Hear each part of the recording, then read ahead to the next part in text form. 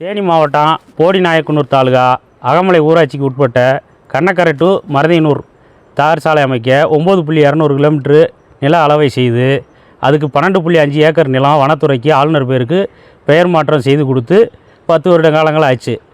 இது இல்லாமல் ஊர வளர்ச்சி முகமை மூலமாக வன மறுசீரமைப்புக்காக வனத்துறைக்கு 16 லட்ச ரூபா பணமும் கட்டியிருக்காங்க.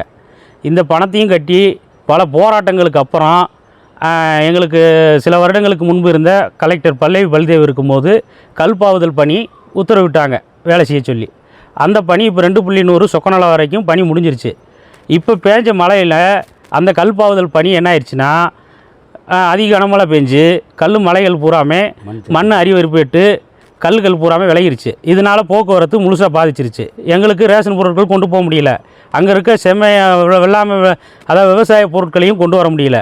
விவசாயிகளுக்கு ஏற்பட்ட நோய் நொடி காய்ச்சல்னு வந்தாலும் தொழில் வெட்டி தான் தூக்கிட்டு வர்றோம். இது இல்லாமல் மழை அதிகமாக பெஞ்சுன்னா நாங்கள் இடையிலே நனைஞ்சிக்கிட்டே நின்று அதனால் நோய்வாய்ப்பட்டு அதனால் கூட வர்றவங்களுக்கும் அதிக செலவு ஏற்படுது.